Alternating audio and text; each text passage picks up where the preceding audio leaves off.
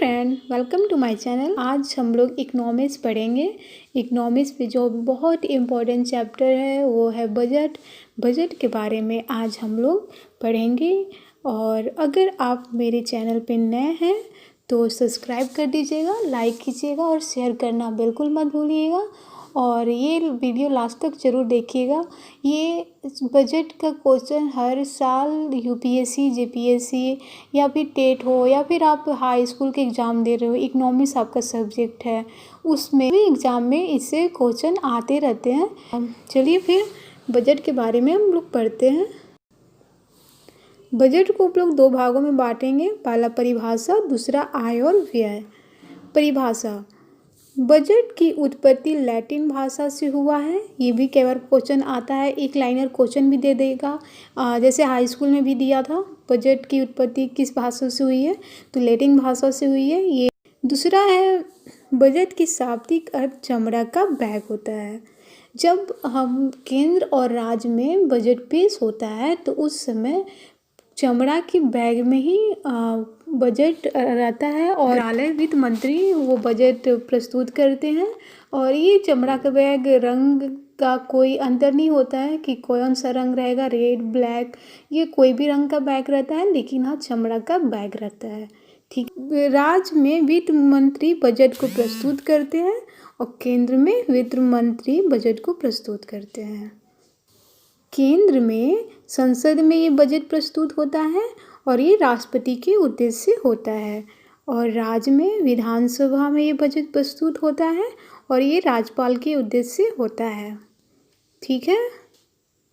वर्तमान समय में बजट फरवरी माह का अंतिम सप्ताह के कार्य दिवस पर होता है। ये बजट वर्तमान समय जब फरवरी माह होता है उसके जो अंतिम सप्ताह हुए जो कार्य दिवस होता है उस समय इसका प्रस्तुत होता है। बजट आगामी वर्ष का अनुमानित लेखा जोखा होता है। संविधान में एक्ट 112 के तहत प्रावधान किया गया है। बजट का प्रावधान संविधान में 112 एक्ट के तहत किया गया है। बजट में वित्तीय वर्ष 1 अप्रैल से लेकर 31 मार्च तक होता है।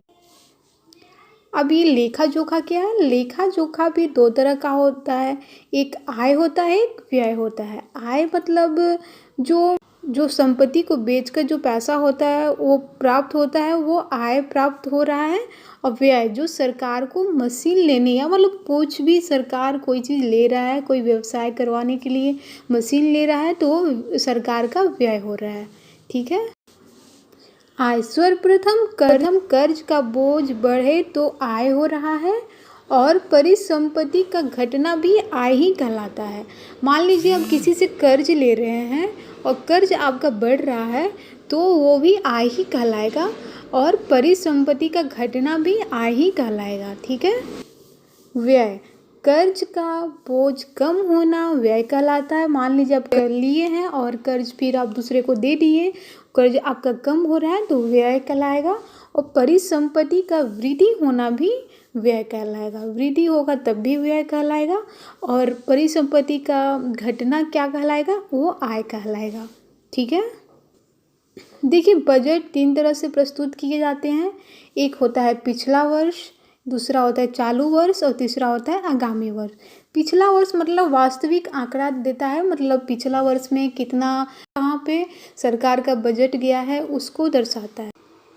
चालू वर्ष जून जुलाई में आंतरिक बजट पेश होती है, मतलब इसको संशोधित बजट भी बोलते हैं।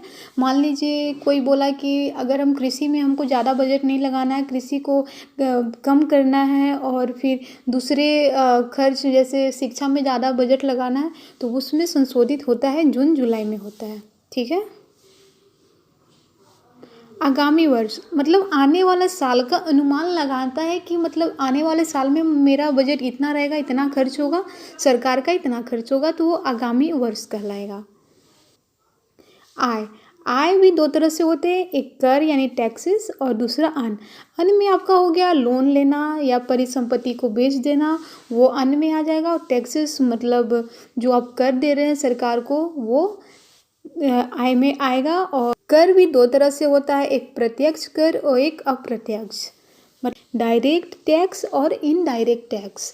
डायरेक्ट टैक्स में होता है जिस कर का हम लोग ट्रांसफ़र नहीं कर सकते हैं, मतलब खुद टैक्स भरना होता है, सरकार को भरना होता है, वो प्रत्यक्ष कर कहलाएगा, डायरेक्ट टैक्स कहलाएगा।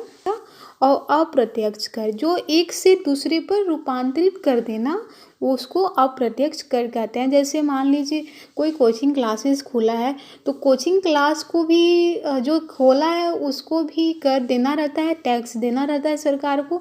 तो वो क्या करता है, वो बच्चे पे रूपांतरित कर देता है, और बच्चे पे रूपांतरित करे, बच्चे का जो फीस होगा, फीस में वो अपना टैक्स भी इंक्लूड कर देगा। तो इस तरह से रूपांतरित कर दिया, एक अपना खुद ने लिया और दूसरे से दिलवा दिया, तो वही हो गया अप्रत्यक्ष कर। आई होप सो आपको आज का वीडियो अच्छा लगा हो, और सेकेंड क्लास भी होगी बजट का। तो मिलते हैं नेक्स्ट वीडियो में, तब तक के लिए बाय बाय, टेक केयर।